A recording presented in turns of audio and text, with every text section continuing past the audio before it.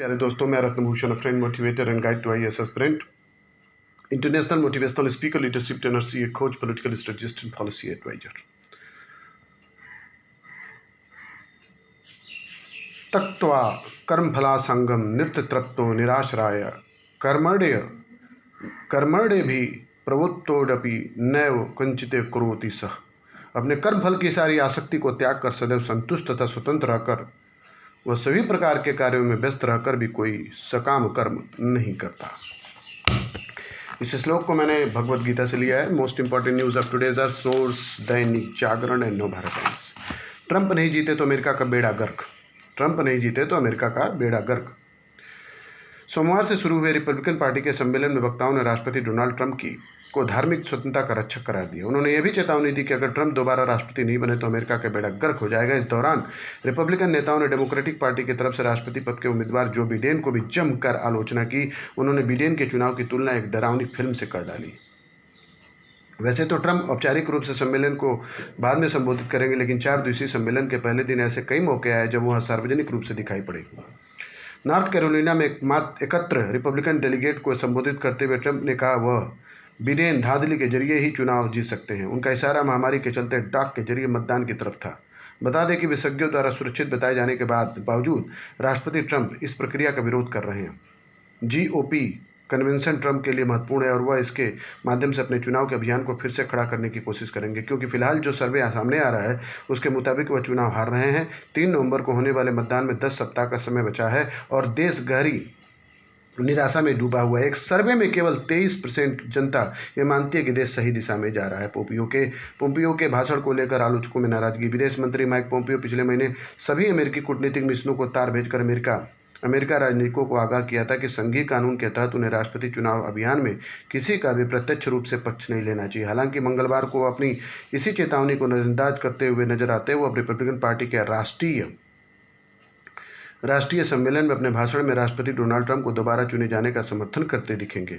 विदेश मंत्रालय के कर्मचारियों को हैज कानून के तहत राजनीतिक गतिविधियों पर लगे प्रतिबंधों को याद दिलाने संबंधी पोम्पियो का संदेश असामान्य नहीं है। इसी तरह हर बार के चुनाव वर्ष में विदेश मंत्री ऐसे ही तार भेजते हैं। हालांकि उनके किसी पूर्ववर्ती ने इन निर्देशों का उल्लंघन नहीं किया। राज्यों पर बढ़ता जा रहा है वित्तीय दबाव। कोरोना संक्रमण के कारण राज्यों पर वित्तीय दबाव लगातार बढ़ता जा रहा है। चालू वर्ष 2020 और 21 की पहली तिमाही में राज्यों को केंद्र से मिलने वाले राजस्व में कमी और कोरोना होने वाले अतिरिक्त खर्च की जगह से 6.2 लाख करोड़ रुपए का नुकसान हो चुका है। SBI एकोरैप की रिपोर्ट के मुताबिक पहली तिमाही के केंद्र से राज्यों को मिलने वाले राजस्व में अनुमान से 1.5 लाख करोड़ की कमी रही। राज्यों के stamp registration, excise, VAT, GST एवं आवंटित IGST जैसे स्रोत से मिलने वाले राजस्व में पहली तिमाही में 3 लाख करोड़ रुपए की कमी रही। रिपोर्ट के मुताबिक राज्यों ने कोरोना की चुनौतियों से निपटने के लिए पहले 3 तिमाही में 1.7 लाख करोड़ अतिरिक्त खर्च किए। इस प्रकार राज्यों को राजस्व नुकसान और अतिरिक्त खर्च मिलाकर 6.2 लाख करोड़ रुपए का नुकसान दिख रहा है।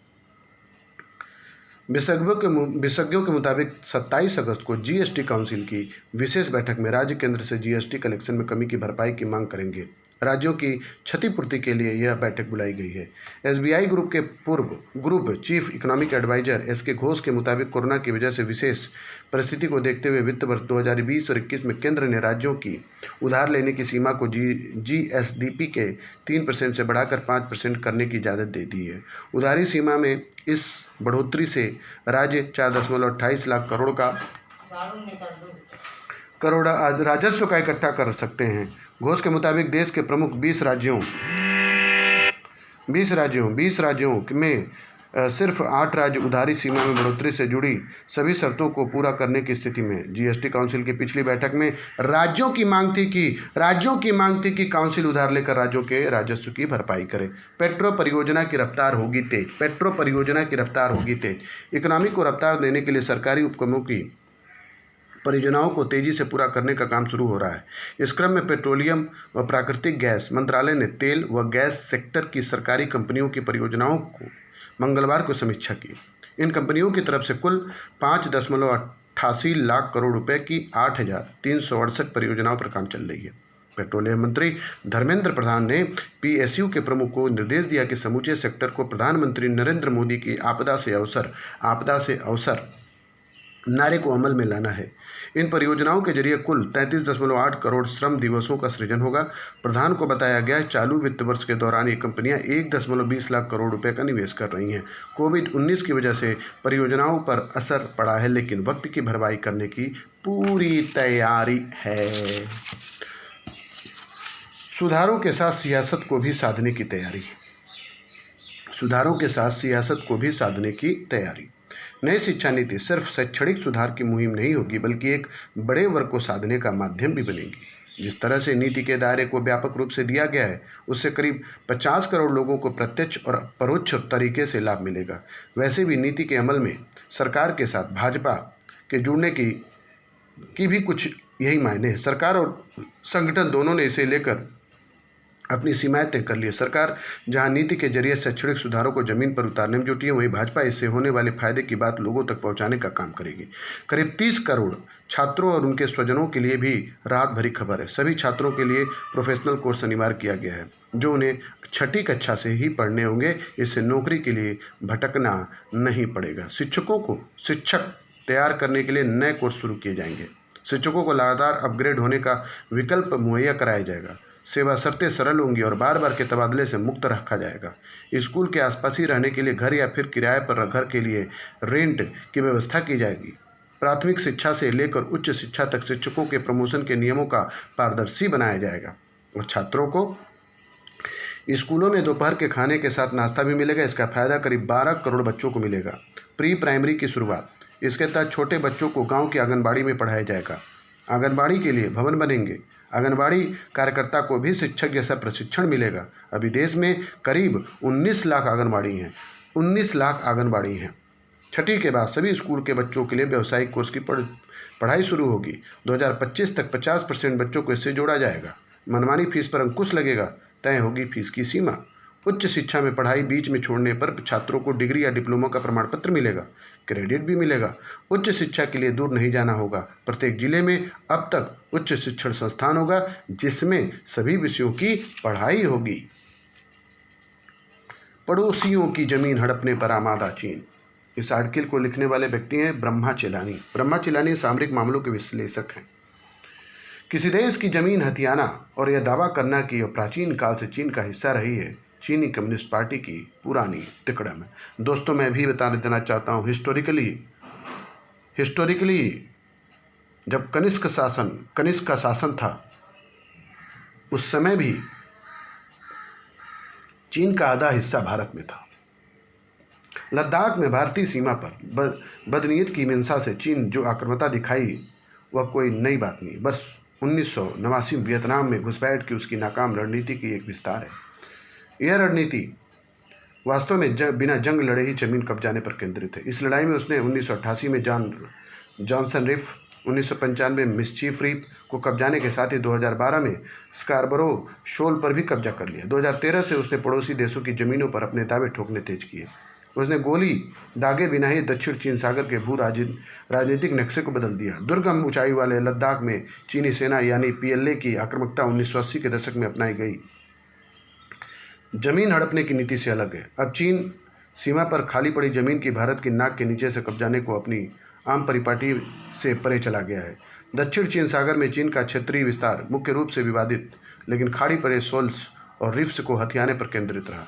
बाद में उसने उन्हें कृत्रिम सैन्य द्वीपों में बदल दिया।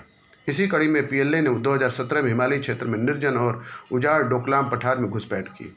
दुनिया में सबसे छोटे देशों में से एक भूटान ने दावा किया कि उसका क्षेत्र है। चूँकि भारत ने भूटान को सुरक्षा उपलब्ध कराने की गारंटी दी हुई थी, तो उसे घुसपैठ को लेकर डोकलाम के दक्षिण पश्चिम कोने पर भारत और चीन सेना के बीच 10 हफ्ते का लंबा गतिरोध चला।